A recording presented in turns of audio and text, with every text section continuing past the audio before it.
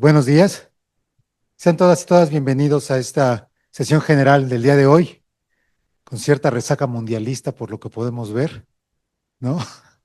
Tanto grito de gol ayer creo que se agotó las energías para el día de hoy, pero creo que vamos a recargar energías para terminar bien la semana.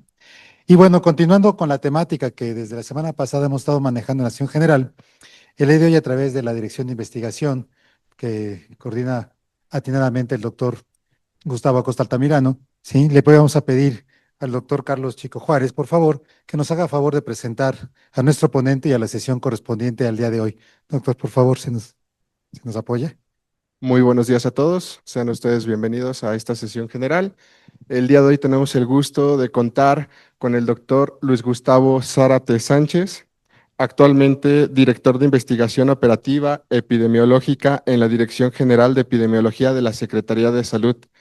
El doctor Gustavo Zárate es médico cirujano partero por la Facultad de Medicina de la Benemérita Universidad Autónoma de Puebla, especialista en epidemiología por la Universidad Nacional Autónoma de México, sede Dirección General de Epidemiología, egresado del programa de epidemiología para gestores de la Bloomberg School of Public Health de Johns Hopkins University, cohorte 2019, especialista en seguridad nacional y regional de América del Norte por la Universidad de las Américas de Puebla, y actualmente se desempeñaba como director médico del Hospital Juárez de México. Asimismo, profesor de asignatura en la Facultad de Medicina de la Universidad Nacional Autónoma de México y profesor invitado de posgrado en la Universidad Autónoma de Tlaxcala, con el tema de los brotes regionales a la amenaza global, hantavirus y ébola en la agenda sanitaria internacional. Bienvenido, doctor. Muy buenos días. Muchas gracias. Muchas gracias, buenos días a todas y todos. Primero que nada, agradecer la distinción de la invitación. Segundo, hablar de un tema que de pronto se vuelve interesante y de pronto se vuelve pues famoso, ¿no? De manera internacional. Les platico rápidamente, la Dirección de Investigación Operativa Epidemiológica en la Dirección General de Epidemiología tiene precisamente bajo su responsabilidad, bajo su facultad y bajo su atribución, incluso por decirlo de una manera correcta, la vigilancia epidemiológica internacional a través del Centro Nacional de Enlace para el Reglamento Sanitario Internacional. El punto focal de país para el Reglamento Sanitario Internacional está precisamente en la Dirección General de Epidemiología y nosotros nos encargamos de reportar al punto focal regional, es decir, a la Organización Panamericana de la Salud, todo lo que pueda suceder y que sea una amenaza potencial en salud pública.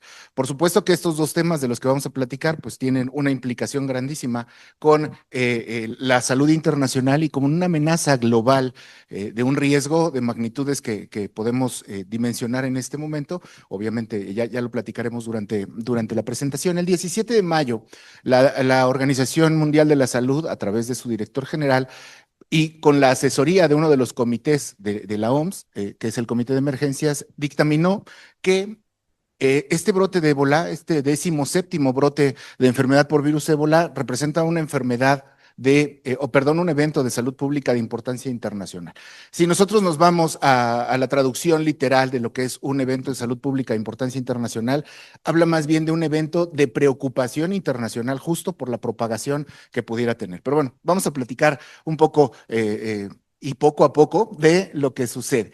Bien, a principios de abril nos encontramos con varias noticias que tenían que ver con un brote de una enfermedad que si bien ya conocemos y que si bien ya conocíamos y que es común entre los cruceros, cruceros turísticos, cruceros comerciales, cruceros incluso que llevan materiales, insumos, importaciones, exportaciones, etcétera, y que provoca una enfermedad respiratoria, casi siempre leve, casi siempre transitoria, y que también sucede con otro tipo de virus que circula muy frecuentemente entre los cruceros, que son los norovirus, pero este empieza a llamar la atención porque empieza a manifestarse de dos maneras muy peculiares. Provoca un síndrome cardiopulmonar y provoca un síndrome renal. Específicamente este provocó un síndrome cardiopulmonar que en poco tiempo y en pocos días provocaba una enfermedad grave, es decir, la virulencia de este agente era alta y empezó a provocar un síndrome cardiopulmonar grave que complicaba en un intervalo muy corto de tiempo a las personas que lo sufrían y que podría condicionar una atención en una área de alta variabilidad. Me refiero a una terapia intensiva, ¿no? Sabíamos que hasta entonces no había tratamiento conocido porque los primeros casos empezaron a tratar como habitualmente se trata el hantavirus, sin embargo no hubo una respuesta. ¿Qué sucedió en ese momento? Bueno, se necesitó de una respuesta articulada de manera internacional para poder determinar y poder definir cuál era el origen de este virus. En estructura, bueno, pues se sabe que tiene una cadena larga, una cadena mediana, una cadena corta y que tiene cierta afinidad por las células pulmonares o en las células pulmonares, lo que genera una tormenta de citocinas que produce precisamente un síndrome cardiopulmonar en poco tiempo. Se sabía hasta entonces que solamente era un hantavirus sin tener una secuenciación completa y que evidentemente, como los otros hantavirus, pues es transmitido a través del reservorio natural que tiene, que son los roedores, desde su excremento y desde su orina. Sin embargo, cuando tuvimos el acceso a esta cadena genómica, a esta biología molecular del virus, se definió y se identificó que se trata de un hantavirus de la cepa de los Andes. Este virus no es nuevo, es un virus, me refiero a que no es un virus emergente, es un virus que se conoce por lo menos desde el 2014, cuando sucedió un brote también de magnitudes interesantes. Hubo una serie importante de casos, más de 300 casos, más de 100 defunciones, lo que hizo que se clasificara y que se identificara que la letalidad podría llegar hasta el 50% en algunas regiones y en algunas zonas. Se identificó además, esto es lo más peligroso, que este virus Andes podría transmitirse de persona a persona. Tenía esa facilidad y tenía la facilidad de transmitirse por vía aérea, es decir, a través de gotículas de saliva, a través de moléculas o de células respiratorias, y que tenía una condición que favorecía precisamente la propagación. Estar en contacto muchas personas en lugares cerrados durante mucho tiempo, es decir, en un crucero, que compartían muchas zonas en común, me refiero a comedores, me refiero a restaurantes, me refiero a áreas de esparcimiento, y que este propio hacinamiento o esta propia aglomeración de personas facilitaba que este virus se propagara. Afortunadamente, estas mismas circunstancias que hicieron que el virus facilitara su propagación de persona a persona también fue una de las armas que usamos o que se usaron como respuesta para poder dar una contención al brote. Hablar de que las personas estaban confinadas en un solo sitio también sirvió para poder hacer aislamientos selectivos de estos pacientes o de estas personas que manifestaron la enfermedad y poder contener la propagación de esto. Haciendo una línea de tiempo, les platico rápidamente, esto se identifica el 2 de mayo, prácticamente un mes después, porque la embarcación, como ustedes pueden ver aquí, parte de Argentina el 1 de abril y hace un itinerario con diversos puntos por el Atlántico Sur, que incluyen Antártida, Georgia del Sur, Isla Nightingale, Tristan de Cunha, Santa Elena e Isla Ascensión. Si alguien ha tenido o tiene a partir de ahorita la curiosidad de echarle un ojo de qué va este tipo de cruceros, se darán cuenta que al ser el Cono Sur un atractivo turístico, distinto a lo que es el Caribe, por ejemplo, un crucero por el Caribe, pues se hace interesante pensar que este tipo de cruceros van por áreas donde hay congelación del agua, donde hay temperaturas extremas frías, y uno no pensaría que justo este tipo de virus pudieran sobrevivir en esta zona. Sin embargo, bueno, al tener un portador y al transmitirse de persona a persona, bueno, esto facilitó todo. Las primeras pruebas se hicieron en un laboratorio en Sudáfrica y confirmaron la infección por hantavirus en una persona que mostró una enfermedad en estado crítico y que terminó en una defunción, del cual ya hablaremos un poquito más adelante. Inicialmente, el evento reporta 2 defunciones y un caso en estado crítico. El caso índice, es decir, el caso que detonó todo este brote, y su esposa fueron las dos primeras defunciones, y es así como nos enteramos justo de la ocurrencia de este brote. Este crucero tenía a bordo 147 personas, 88 eran pasajeros, 59 tripulación y 23 nacionalidades distintas. Durante el paso que tuvo en todos estos lugares, 12 personas que son de todas estas nacionalidades, alemanes, canadienses, daneses, norteamericanos, neozelandeses, neerlandeses, desembarcaron en la isla de Santa Elena y de ahí tuvieron otros itinerarios de viaje que facilitaron justo la propagación entre los casos sospechosos y entre los confirmados, al tener contacto con otras personas. Y de esto ya platicaremos también un poquito conforme vaya avanzando la ponencia. Entre el 8 y el 15 de mayo, España, junto con los Centros para el Control y la Prevención de Enfermedades de Europa y en interacción con la Organización Mundial de la Salud, emiten los primeros lineamientos y protocolos para el seguimiento de pasajeros. Pero esto no fue lo más interesante. Los lineamientos de atención y de respuesta a este tipo de enfermedad ya estaban escritos y ya estaban descritos, como les digo, no es un virus emergente como tal, pero esto ayudó también a que este crucero, así como lo ven aquí, el MV Ondius, en conjunto con la Organización Mundial de la Salud, definieran que Tenerife era el lugar adecuado, porque además es un puerto como punto de entrada designado como punto focal para el Reglamento Sanitario Internacional, facilitara la extracción de estas personas, que sucedió más o menos a partir del 10 de mayo, ¿no? Este punto es bien importante y es algo que quiero resaltar. Si alguien ha tenido la oportunidad de salir de nuestro hermoso país, dará cuenta y dará constancia que es muy fácil encontrarse un mexicano por todos lados, ¿no? A donde quiera que vayamos podemos encontrar un mexicano que nos identifica por el acento, por el tono de voz, por el tipo de lenguaje, y es bien común encontrarnos a un mexicano. Justo una de las personas que terminó clasificada como una defunción, tomó un vuelo de Johannesburgo a Ámsterdam, justo de las que desembarcaron en la isla que les decía, en la isla de Santa Elena. Esta persona estuvo en contacto con muchas otras personas durante el vuelo, no tenía protección respiratoria y tuvimos que hacer una vigilancia muy específica porque, si ustedes se dan cuenta aquí, se identificaron a 2 pasajeros con destino a México sin ubicación en filas adyacentes. Cuando sucede algo así, que identificamos a una persona enferma, todas las aerolíneas tienen la obligación y la facultad de entregar un documento que se llama certificado de sanidad. Lo mismo hacen las navieras, lo mismo hacen los buques, lo mismo hacen los cruceros. Y en ese certificado de sanidad identifican que hay una persona que tiene una enfermedad respiratoria y que le condiciona dificultad respiratoria. ¿Qué sucede en ese momento? Tenemos que hacer una trazabilidad a través del Centro Nacional de Enlace para el Reglamento Sanitario Internacional, de vigilar y de identificar a las personas que van 2 filas delante, 2 filas detrás y 2 filas hacia la izquierda y 2 filas hacia la derecha, justo pensando en que es un virus que se transmite por vía aérea y la facilidad que estos virus y que estas gotículas y que estas partículas tienen para viajar y para quedar suspendidas en el aire.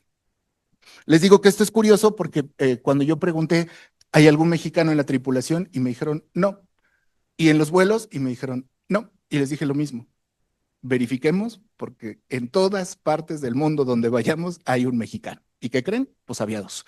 Ellos han estado en seguimiento, terminan su seguimiento el día 17 de este mes, prácticamente en una semana. Afortunadamente ninguno ha desarrollado síntomas. Les decía, el 17 de mayo, la Organización Mundial de la Salud actualiza la evaluación rápida de riesgos y mantiene el riesgo moderado para todos los pasajeros y para la tripulación y para la población en general, es decir, todos los que estamos fuera de ese barco, como un riesgo bajo. El 18 de mayo, el crucero atraca en Rotterdam, en Países Bajos. Las últimas 22 personas fueron desembarcadas y puestas en cuarentena.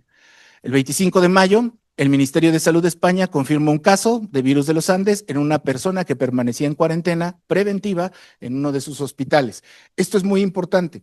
La extracción oportuna bajo los protocolos establecidos, sistemáticos, ordenados y con bioseguridad y con biocustodia, garantizaron que los casos que han sucedido desde entonces, desde el desembarco hasta hoy, que han sido únicamente 2, se han confirmado en cuarentena, se han confirmado en aislamiento. Listo. Esta es una línea de tiempo que hicimos precisamente en la Unidad de Inteligencia Epidemiológica y Sanitaria de la Secretaría de Salud y que habla de los 9 casos confirmados. Les decía, el primer caso corresponde a un hombre, a un varón de 70 años de nacionalidad neerlandés a bordo del crucero y empieza a presentar fiebre, cefalea y él fallece prácticamente 10 días después, de abordar el crucero. Ojo, él no enfermó en el crucero. Esta persona es un ornitólogo. Se dedica a estudiar aves, se dedica a estudiar el comportamiento de las aves, las rutas migratorias de las aves, los patrones de alimentación, los hábitos y los patrones reproductivos de las aves.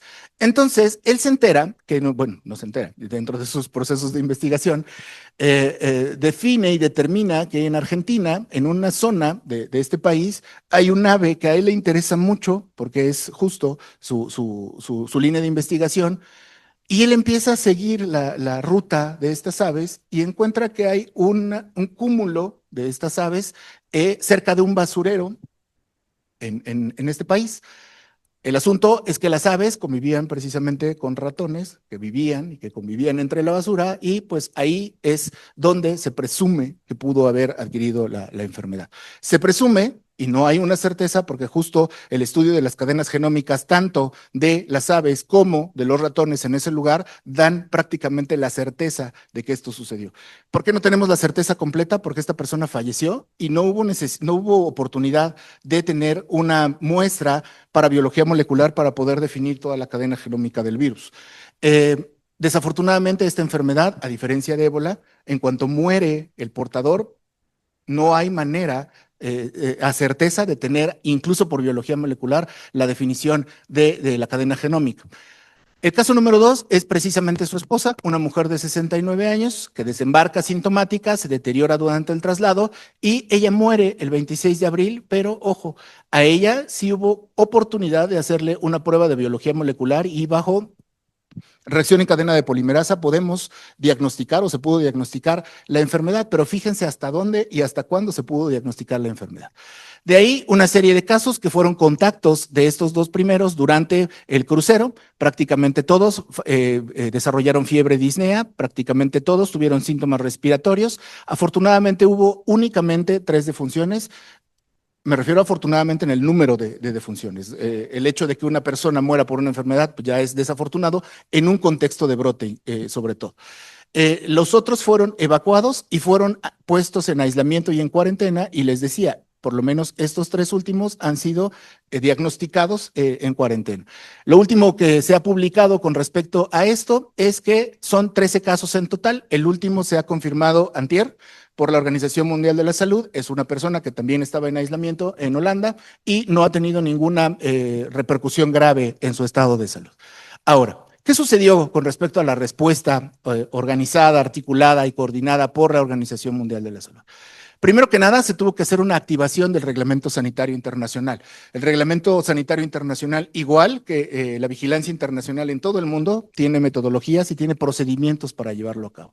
Se hizo una notificación inmediata a todos los puntos focales nacionales en 32 países. ¿Por qué 32 países? Porque son los países que están involucrados precisamente en las nacionalidades de todos los pasajeros que se encontraban a bordo de este crucero. Se hizo intercambio de datos, no nada más de, perdón, de los datos personales, sino de datos genómicos de todas estas personas y de los aislamientos que se hicieron a través de la biología molecular. Se hizo una misión de expertos, una misión técnica conjunta. Si alguien siguió la noticia, incluso el mismo director general de la Organización Mundial de la Salud y el equipo de emergencias de esta Organización Mundial de la Salud estuvieron presentes en Tenerife.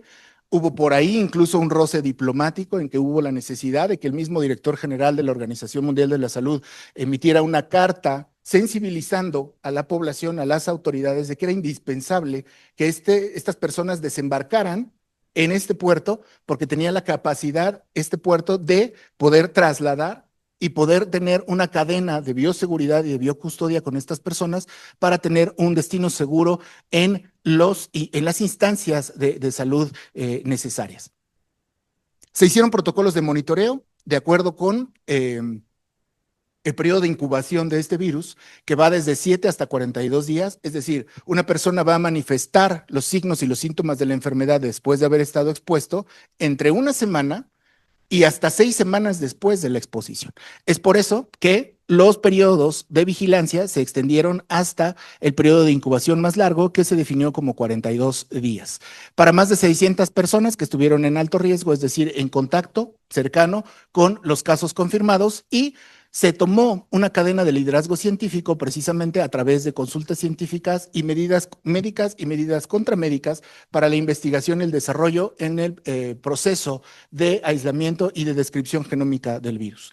Esto, por supuesto, tuvo un gran impacto mediático, un gran impacto sanitario, un gran impacto económico e incluso un gran impacto turístico, porque una intervención temprana y la coordinación multilateral, no solamente estuvo involucrado salud, sino otros muchos sectores, permitieron que el riesgo se evaluara como bajo y se mantuviera como un riesgo bajo y que no hubo, afortunadamente, una propagación más grande de este evento. Disculpen. ¿Qué sucedió en México? ¿México estuvo ajeno a esto? No, en ningún momento. México se mantuvo alerta a través de la Unidad de Inteligencia Epidemiológica y Sanitaria, en donde se realiza algo distinto a la vigilancia epidemiológica habitual, como la conocemos, basada en indicadores, y ahí realizamos algo que denominamos vigilancia basada en eventos.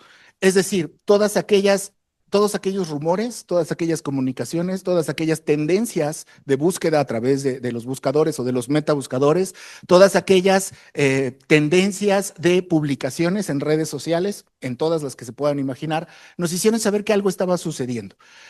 A partir de esto, se publica el 11 de mayo un aviso epidemiológico por un brote multinacional por hantavirus de los Andes. Esto se hace a través del Sistema Nacional de Vigilancia Epidemiológica y a través del Comité Nacional de Vigilancia Epidemiológica, que es un ente que se compone por todas estas instancias que ustedes están viendo aquí y por otras instancias que tienen que ver con seguridad nacional. Me refiero a Sedena, me refiero a Semar, me refiero a Guardia Nacional y que tienen que ver no nada más con la seguridad nacional, con la seguridad interior, que por supuesto también garantizan la gobernanza en el país. ¿Qué dice este documento? A grandes rasgos, habla de qué es o de qué se trata el agente, da una descripción de cómo se transmite, de cuál es el periodo de incubación, de cuáles son los signos y los síntomas esperados si es que alguien estuvo expuesto a esto. ¿Y a quién va dirigido? Va dirigido a todas las unidades de salud de primero, segundo y tercer nivel de atención, a todas las unidades de vigilancia epidemiológica hospitalaria y a todos los miembros de la Red Nacional de Laboratorios de Salud Pública,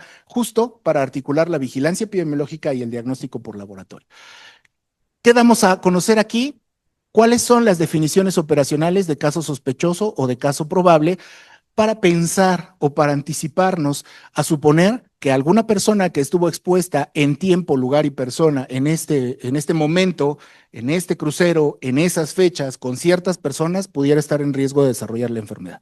Este aviso está disponible en SQR, si alguien tiene la curiosidad de verificarlo, puede consultarlo sin ningún problema y tiene, como les decía, algunos componentes que pudieran ser interesantes incluso para la atención clínica.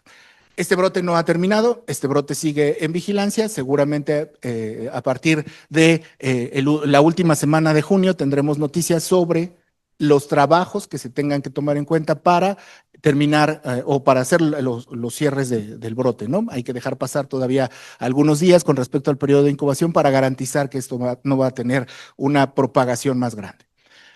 El segundo agente que nos preocupa y que ese no nada más nos preocupó más, sino que nos ocupó mucho más, es este que están ustedes viendo aquí.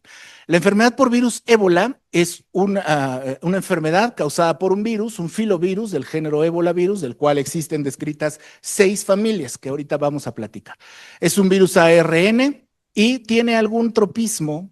Tiene cierta preferencia por algunas células, monocitos, macrófagos, células endoteliales, fibroblastos y hepatocitos, lo que explica justo que tenga una manifestación hemorrágica. Pero ahorita vamos a platicar de él. Según la inteligencia artificial, esto lo hice con inteligencia artificial basado en la hoja técnica de la enfermedad por la Organización Mundial de la Salud. Es un virus que tiene una nucleocápside helicoidal, tiene una cobertura lipídica, no es tan grande, pero tiene algunas peculiaridades. Tiene un periodo de incubación de 2 a 21 días. Es decir, alguien que está expuesto al virus puede manifestar la enfermedad en las primeras 48 horas o hasta los 21 días posteriores a la exposición. Pero esto es lo que más llama la atención. El periodo de transmisibilidad se da a partir de que la persona expresa síntomas. A partir de que la persona expresa el primer síntoma es cuando es capaz de transmitir la enfermedad. Antes no. Hacíamos una analogía hace algunos días a través de varios voceros de salud y se decía y se dice que no es como el COVID, no es un asunto que nos deba preocupar tanto como el COVID, no es algo que se transmita vía aérea, no es algo que tenga un índice de reproductibilidad tan rápido o tan alto como una enfermedad respiratoria. La persona necesita tener síntomas y se necesita, sí o sí, estar en contacto directo con sangre, fluidos corporales, órganos u otros materiales de personas infectadas, sean vivas o sean fallecidas. Es decir, el virus se sigue transmitiendo aún después de que la persona murió. Hay muchos artículos que definen y que describen que los brotes que sucedieron y los clústeres más grandes que sucedieron, por lo menos en el último brote gigantesco de esta enfermedad en Liberia, Sierra Leona y Guinea durante 2014, fueron a través de los servicios funerarios de las personas que fallecieron por esta enfermedad. No tenían la infraestructura para hacer un funeral seguro. Las personas únicamente, en el mejor de los casos, eran envueltas en una sábana y los usos y costumbres regionales indican que las personas se tienen que despedir de sus familiares y se acercaban a besar los cadáveres. Eso facilitaba la cadena de transmisión y hay cadenas de transmisión que se describen hasta de 56 personas infectadas solamente por una práctica funeraria. Bueno, hablando del periodo de incubación, hay dos fases. Una fase inicial, donde están los síntomas que se denominan secos, de acuerdo con la bibliografía: fiebre, astenia, adinamia, malestar general, mialgias, cefalea intensa, anorexia y disfagia. Y esto da paso, a los signos y síntomas húmedos, en donde empieza a haber vómito, diarrea, dolor abdominal, exantema, deterioro de la función renal, deterioro de la función hepática y, por último, no siempre las hemorragias son los signos, no es el signo síntoma inicial o el síntoma inicial, sino son los tardíos. No esperemos ver a alguien enfermo de ébola que venga sangrando, francamente. Si una persona está en la fase hemorrágica de esta enfermedad, significa que la enfermedad está muy complicada, que el paciente francamente está postrado, que la persona francamente está postrado, y que hablar de deterioros en función renal, función hepática y manifestaciones hemorrágicas, pues implica que el paciente está en un estado crítico. Ahora, ¿qué sucede con esto? Hay algunos autores que han dicho que es una enfermedad fácil de tratar, discrepo totalmente, porque mencionan que al momento de identificar una cadena de transmisión, hace cadenas de transmisión cortas y con el aislamiento, una medida altamente efectiva, pero que con el aislamiento pudiera ser suficiente. Insisto, discrepo de eso, porque además del aislamiento, pues se necesitan medidas de bioseguridad indispensables para abordar esta enfermedad. También está escrito y está descrito que los brotes más grandes de esta enfermedad han sucedido entre el personal de salud que atiende a las personas enfermas. Lo de menos es ponerse un equipo de protección personal, como se usó incluso durante el COVID, un equipo de protección personal clase A, me refiero a los tipo Tyvek o a los tipo Tykem, que son estos equipos de protección personal que son impermeables, que tienen cobertura en la cabeza, que tienen cobertura en todo el cuerpo, que se usan doble par de guantes, que se utiliza protección ocular, una mascarilla de alta eficiencia, que se utilizan botas específicas impermeables. El problema no es ponerlo. El asunto más grave de la exposición llega cuando hay que quitarlo. Y es por eso que se recomienda y se sugiere que tenga que ser en pares, en binomios, se dice, y que tenga que ser una técnica en espejo.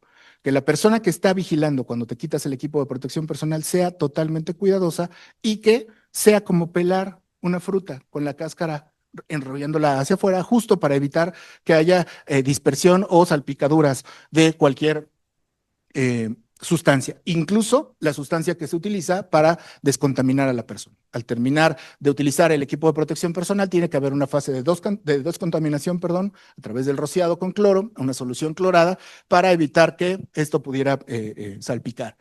Ahora, les decía, hay 6 especies que se conocen. La más famosa, la más popular, ha sido esta, Zaire, descubierta en 1976, justo en un bosque en África. Tiene una letalidad del 60 al 90% y afortunadamente para esto sí hay tratamientos aprobados, un par de anticuerpos monoclonales y una vacuna o un par de vacunas que son efectivas para esta enfermedad. Son vacunas desarrolladas en plataforma de vector viral no replicante. Son vacunas en las que tenemos que tener mucho cuidado. Sabemos que las vacunas de vector viral no replicante pudieran generar algunos efectos adversos.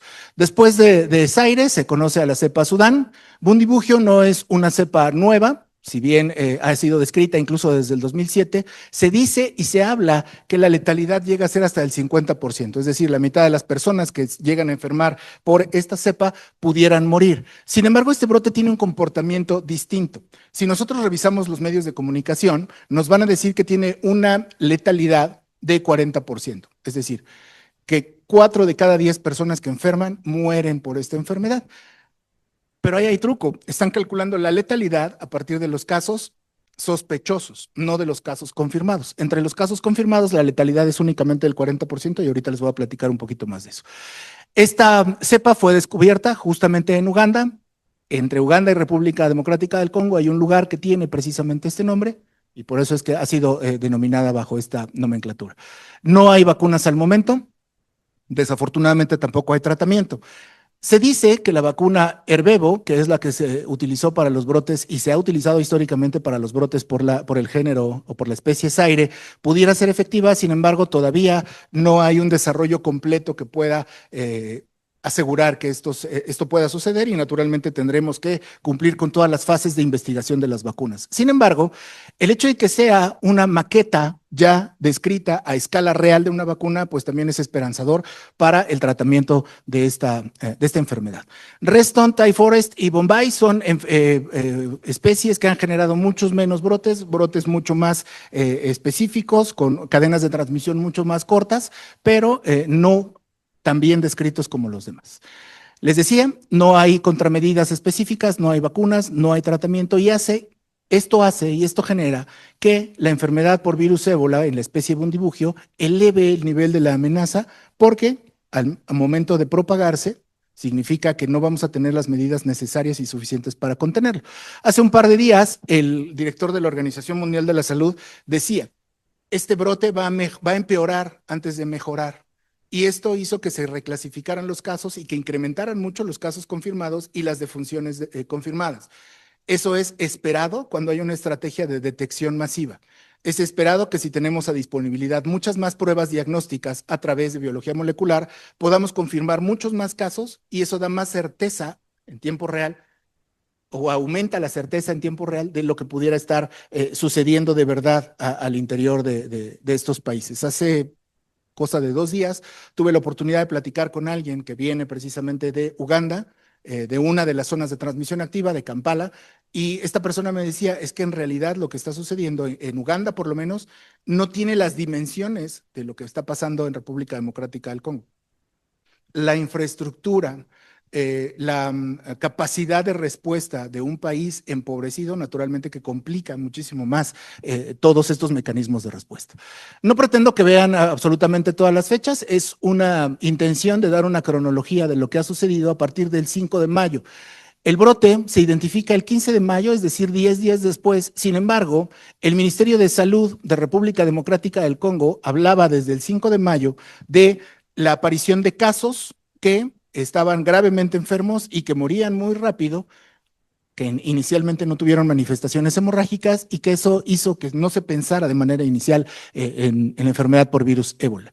El 15 es que el Ministerio de Salud de la República Democrática del Congo declara justo el 17º brote de ébola en esta región. El último fue por ahí de 2017, 2018. Fue en el 2020 y antes de ese 2017, 2018. Y reportan un número muy importante de casos, 246 casos sospechosos y 80 defunciones. Se habla de que el primer caso fue importado en Uganda y esto genera una cadena de trazabilidad, una cadena de investigación y de definición de lo que está sucediendo. Por supuesto que tienen que ver muchos componentes geopolíticos. Hablar de República Democrática del Congo es hablar también de conflictos armados, es hablar de conflictos bélicos, es hablar de una zona con alta movilidad poblacional, porque es una zona muy, muy prolífica en algunos minerales, específicamente oro, y eso hace que otros países y personas de otros países lleguen a este lugar justo para trabajar y eso incrementa muchísimo la movilidad.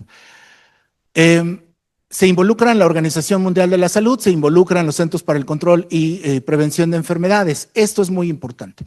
El 17 de mayo, la Organización Mundial de la Salud, con 10 casos confirmados, únicamente con 10 casos confirmados y toda esta serie de casos y defunciones sospechosas en la República Democrática del Congo, determina y define a través del Comité de Emergencias que es un evento de salud pública de importancia internacional. Un poquito más adelante les explicaré cómo es que se define un evento de salud pública de importancia internacional. Para el 26 de mayo se implementan recomendaciones temporales a los países y se emiten definiciones operacionales para contener el brote. Vamos prácticamente tarde. Si hacemos cuentas, pues es un periodo de incubación completo, largo. 21 días después tenemos una definición operacional para empezar a identificar los casos.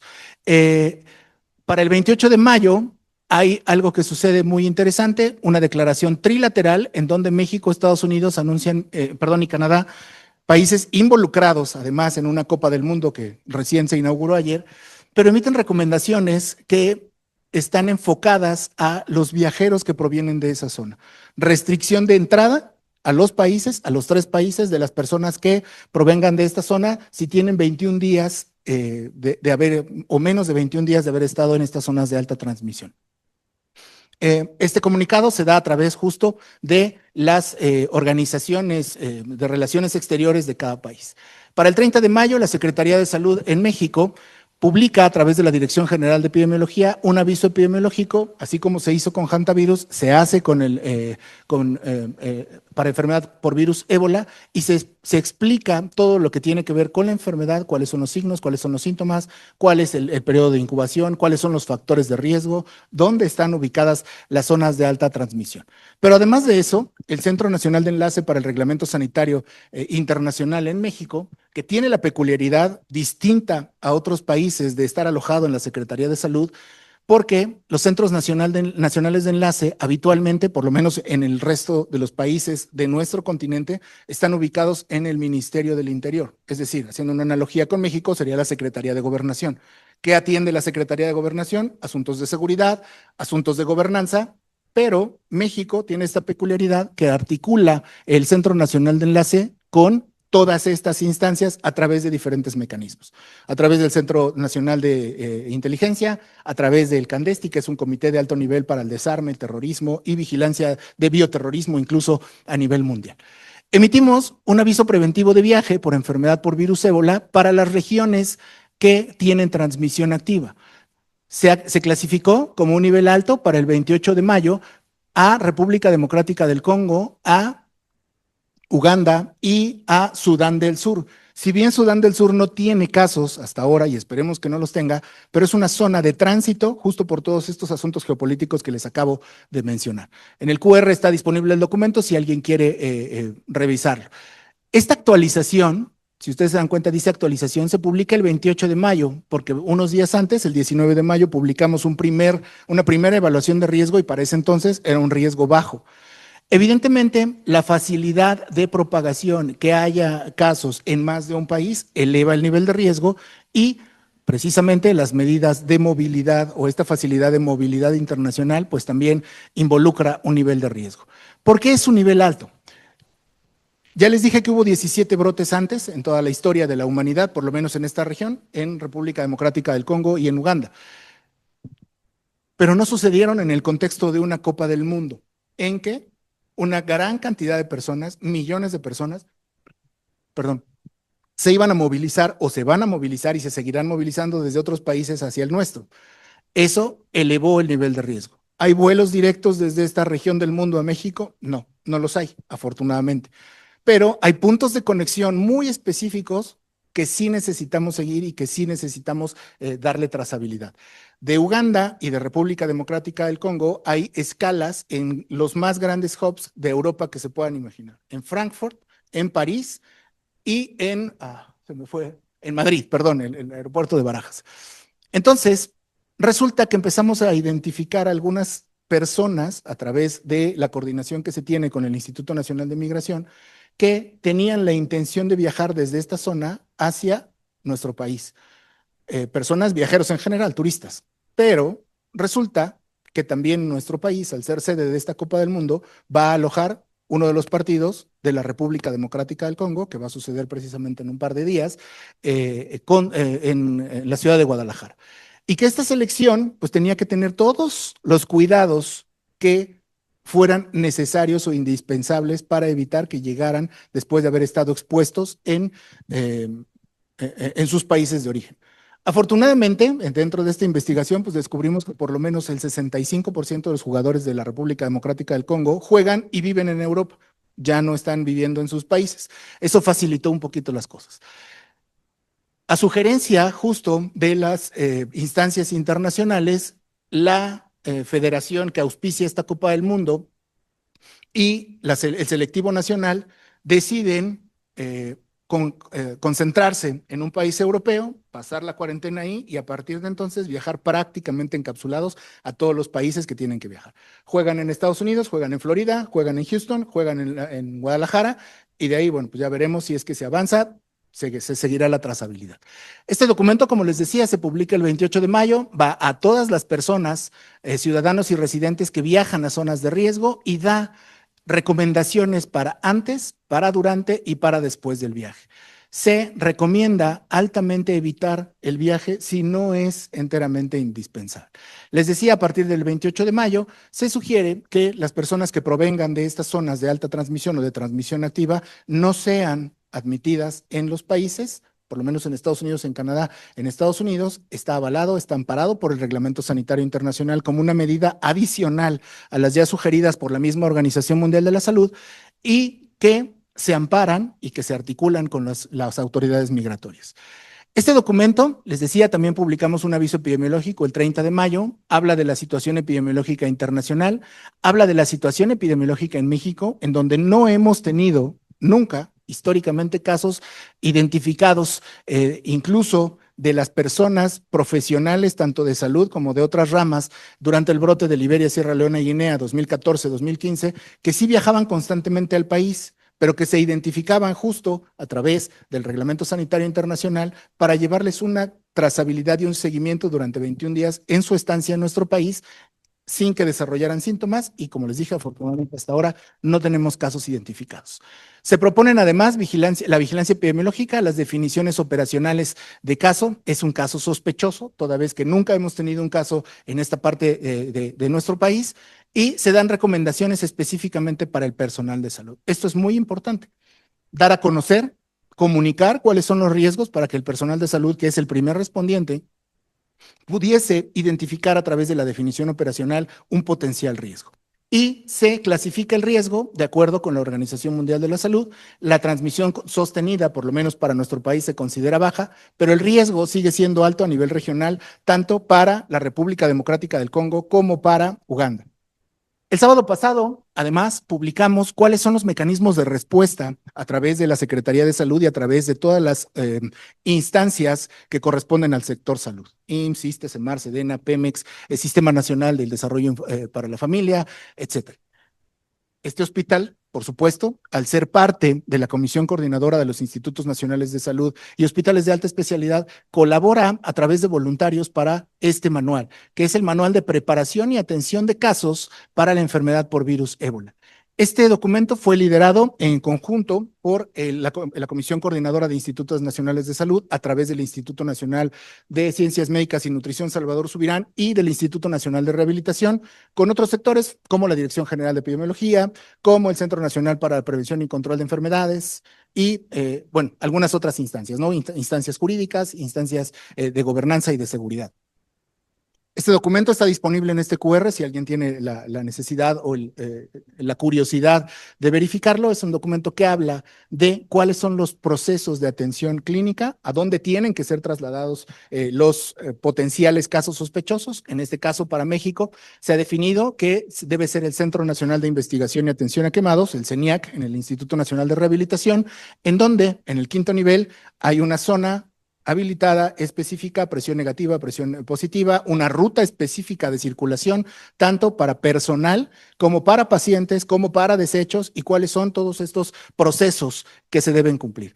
Y también publicamos el sábado los lineamientos estandarizados para vigilancia epidemiológica y por laboratorio para la enfermedad por virus ébola. Ahora, ¿Cómo es que se determina un evento de salud pública de importancia internacional?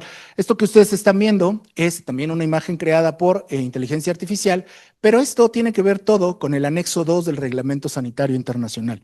El Comité de Emergencias sugiere al director general de la OMS determinar y definir y clasificar este brote, como varios otros, como un evento de salud pública de importancia internacional. Históricamente, varias enfermedades se han clasificado de esta manera. En los últimos tiempos, por supuesto, el SARS-CoV-2, antes de eso, el propio ébola en diferentes regiones de África, antes de eso, poliomielitis, antes de eso, en 2014, Zika, por ejemplo, y así varias enfermedades que han sido clasificadas como un evento de salud pública de importancia internacional. En su esencia, el Reglamento Sanitario Internacional en su primera publicación en 1969 únicamente vigilaba algunas enfermedades, como son cólera, como es fiebre amarilla y como la peste. Estaba muy acotado únicamente a 3 enfermedades. Conforme fue creciendo y conforme se fue aplicando en los estados parte de la Organización Mundial de la Salud, se vigiló viruela, afortunadamente erradicada, se vigila poliomielitis a través del grupo especializado para la erradicación de la polio salvaje, se vigilan las gripes humanas por cualquier nuevo subtipo de virus, que ya sabemos que los virus de influenza de alta patogenicidad mantienen una amenaza constante en todo el mundo. Y a partir del año 2000, pues el síndrome respiratorio de agudo severo, el SARS, que también derivó en una nueva emergencia sanitaria. Se aplica y se sugiere un algoritmo para vigilar estas enfermedades y estas otras. Como les decía inicialmente, cólera, peste neumónica, fiebre amarilla. Afortunadamente, peste pues ya no tenemos. Cólera sigue habiendo brotes focalizados, por lo menos en algunos países de nuestra región. Fiebres hemorrágicas, que no nada más es por el virus del ébola, sino puede ser fiebre de Lassa, fiebre de Marburgo o cualquier otro virus hemorrágico. Centro su atención en este algoritmo de decisión, porque hace 4 preguntas específicas para definir si el evento es o no un evento de salud pública de importancia internacional.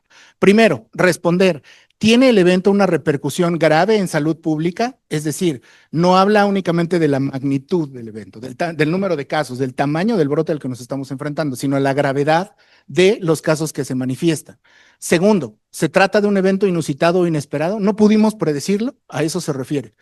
Tercero, sí existe un riesgo significativo de restricciones a los viajes, al comercio internacional. En este caso, tenemos una restricción a los viajes internacionales y haciendo una comparación con SARS-CoV-2, pues hubo una afectación importante al comercio internacional porque prácticamente muchos países cerraron literalmente fronteras para evitar la propagación del virus. Y por último, ¿dónde están? ¿Existe un riesgo? 2, 3. Riesgo significativo. Bueno, al caso. Si se responden, por lo menos de manera positiva, si se responde un sí a 2 de estas preguntas, significa que el evento se debe notificar a la Organización Mundial de la Salud, conforme a lo que dice el Reglamento Sanitario Internacional en su artículo 12, como un evento de importancia internacional. Pareciera un algoritmo de decisión muy sencillo, pero implica demasiadas cosas. Restricciones al tráfico internacional o al tránsito internacional implica pérdidas económicas grandísimas a aerolíneas, a navieras, a buques, a muchísimas cosas. Evidentemente, si es inusitado, si es inesperado, no hay mecanismos de preparación o respuesta, por lo menos a través de un tratamiento efectivo, de una vacuna o bien de un algoritmo que nos ayude a diagnosticar de manera oportuna la enfermedad. México, a través de la vigilancia basada en eventos, cuenta con la Unidad de Inteligencia Epidemiológica y Sanitaria, que es el ente que se encarga de la vigilancia basada en eventos y que tiene representación en todos los estados de la República. Todas nuestras entidades federativas cuentan con una unidad de inteligencia epidemiológica en donde hacen monitoreo de amenazas potenciales a salud pública, de amenazas potenciales a la epidemiología o al comportamiento epidemiológico del país, y que además, por lo menos ayer, estuvimos muy atentos a todo lo que sucedía alrededor de esta inauguración de la Copa del Mundo. Se pudo identificar a través de redes sociales antes de que se detonara el aviso a las instancias de respuesta, me refiero a atención prehospitalaria, que había, por ejemplo, una persona que se estaba infartando en las inmediaciones del estadio. Se pudo identificar a través de redes sociales que había un conato de violencia en la puerta 8 del estadio, porque esto ya es muy fácil hacerlo. Todos tenemos un juguete como este, todos tenemos la facilidad de grabar y transmitir en vivo, en el momento, en tiempo real, lo que está sucediendo, y la vigilancia basada en eventos facilita eso, que todos esos rumores, todas esas tendencias, todos esos comportamientos de los individuos, los comportamientos digitales me refiero, de los individuos puedan ser identificados de manera rápida. Tenemos una línea telefónica abierta al público, si gustan anotarlo, 55 53 37 18 45, y que además es el número habilitado en este momento para cualquier duda con respecto a la enfermedad por virus ébola, y que incluso a través de este número se pudiera hacer la notificación, bueno, se puede y se debe hacer la notificación ante la identificación de un caso sospechoso. Es el Centro de Operaciones de Emergencia en Salud. Es además el enlace permanente nacional e internacional con el Centro Nacional de Enlace para el Reglamento Sanitario Internacional, y genera productos que se entregan a altos niveles de decisión justo para saber qué es lo que sigue y para normar la conducta en el país. Como les decía, el Centro Nacional de Enlace para el Reglamento Sanitario Internacional está alojado en México en Salud. Notifica todos los eventos de salud pública que se detectan a través del Sistema Nacional de Vigilancia Epidemiológica, y lo hace a través del anexo 2, que es el que les acabo de describir, para definir si es que un evento puede ser de preocupación internacional.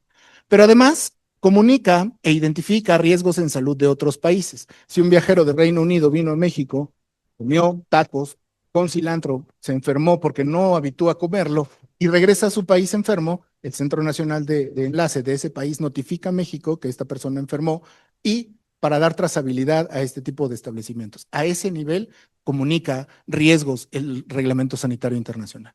Tiene atribuciones y tiene obligaciones, que es notificar al punto focal regional de la Organización Mundial de la Salud en menos de 24 horas todo lo que pudiera suceder y que atente contra la seguridad en salud de cada país. Hace reportes de riesgo a otros países y debe hacerlo en no más de 24 horas. Tenemos comunicación constante y continua con los países de Centro y Sudamérica, por lo menos en este momento del brote de hantavirus, estuvimos en constante comunicación con los centros nacionales de enlace de estos países. Y de manera en corresponsabilidad, el punto focal regional de la Organización Mundial de la Salud, en este caso la Organización Panamericana de la Salud en Washington, recibe y responde cada notificación tanto al Centro Nacional de Enlace como el envío hacia la Organización Mundial de la Salud para mantener la vigilancia de cada uno de estos eventos. Esto se fundamenta en el artículo 4 del Reglamento Sanitario Internacional, que a grandes rasgos dice que debe estar accesible en todo momento, sucede, que debe haber comunicación con puntos de contacto regional y que incluso una vez por semana el punto focal regional hace pruebas de contacto, es decir, desde Washington hasta nuestros teléfonos, para saber si es que está disponible de verdad 24 horas al día, 7 días a la semana, 365 días del año.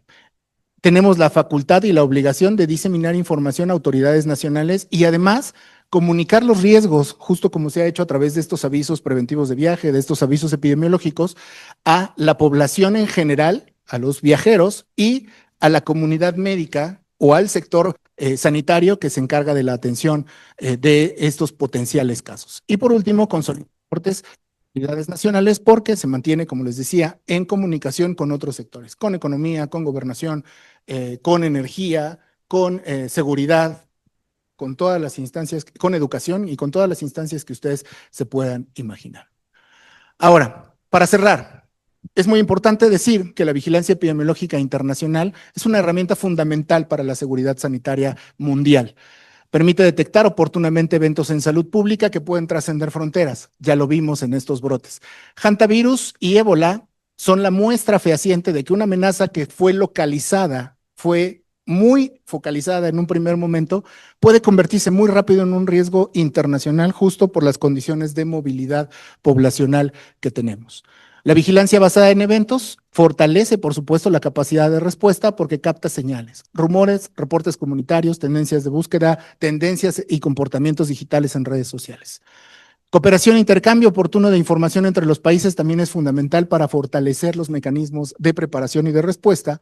Y por último, no por eso menos importante, para mí este es el más importante, la preparación institucional y la capacidad de respuesta temprana van a fortalecer no nada más los fundamentos del Sistema Nacional de Salud, sino también la resiliencia de los sistemas de salud.